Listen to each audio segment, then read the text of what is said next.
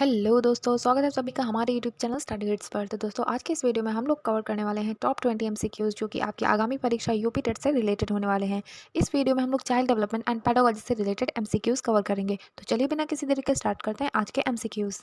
Question number 1, which factor has the most significant influence on language development in early childhood? प्रारंभिक बाल्यावस्था में भाषा विकास पर सबसे अधिक प्रभाव किसका होता है? A heredity, B social interaction, C physical growth और D intelligence. So the right answer is option number B, social interaction. भाषा विकास में सामाजिक अंतःक्रिया सोशल इंटरैक्शन महत्वपूर्ण भूमिका निभाती है। वयस्कों और साथियों से बातचीत से शब्दावली और अभिव्यक्ति का विकास होता है।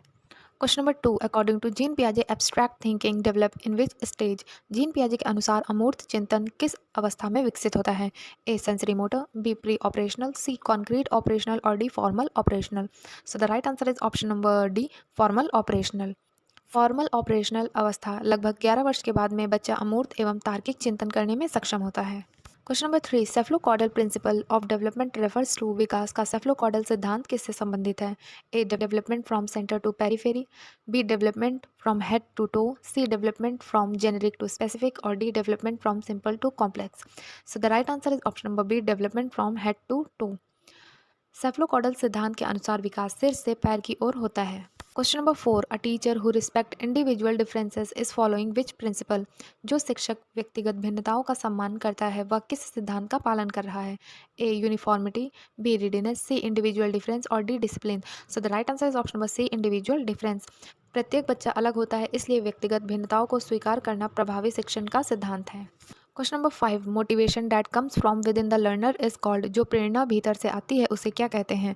ए extrinsic motivation, B intrinsic motivation, C negative motivation और D external drive. So the right answer is option number B, intrinsic motivation. एक प्रेरणा इंट्रिंसिक मोटिवेशन व्यक्ति के अंदर से उत्पन्न होती है जिसे जिज्ञासा या रुचि कहते हैं। Question number 6, which is not characteristic of adolescence? किशोरावस्था की विशेषता नहीं है? A emotional instability, B rapid physical growth, C stable personality और D identity search. So the right answer is option number C, stable personality. Question number 7, the best method to teach children with learning disability is? अधिगम अक्षमता वाले बच्चों को पढ़ाने की सर्वोत्तम विधि है? A lecture method, B individualized instruction, C ignoring weakness और D strict punishment. So the right answer is option number B, individual instructions. ऐसे बच्चों के लिए व्यक्तिगत शिक्षण इंडिविजुअलाइज्ड इंस्ट्रक्शन सबसे प्रभावी होता है। Question number 8, intelligence is best defined as? बुद्धि की सर्वोत्तम परिभाषा क्या है? A ability to memorize, B ability to adapt to environment, mix success और D physical strength. So the right answer is option number B, ability to adapt to environment. बुद्धि का अर्थ है पर्यावरण के अनुसार स्वयं को अनुकूलित करने की क्षमता। Question number 9, which memory has shortest duration? किस स्मृति की अवधि सबसे कम होती है? A long term memory, B short term memory, C sensory memory और D permanent memory. So the right answer is option number C, sensory memory. संवेदी स्मृति सेंसरी मेमोरी की अवधि बहुत कम, कुछ सेकंड की होती है।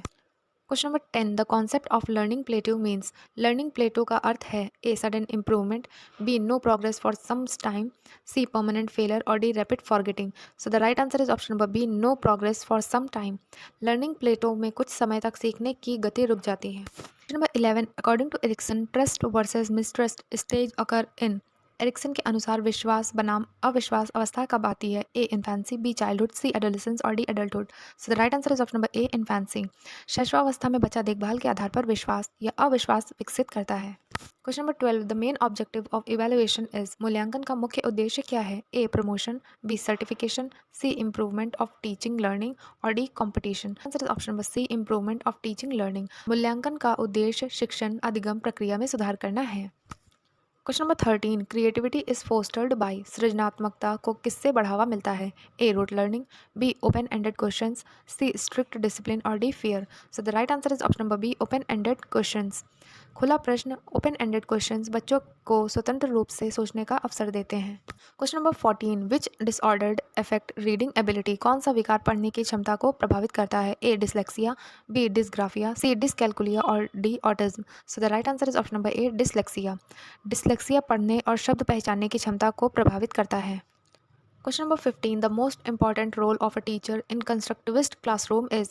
संरचनावादी कक्षा में शिक्षक की सबसे महत्वपूर्ण भूमिका क्या है?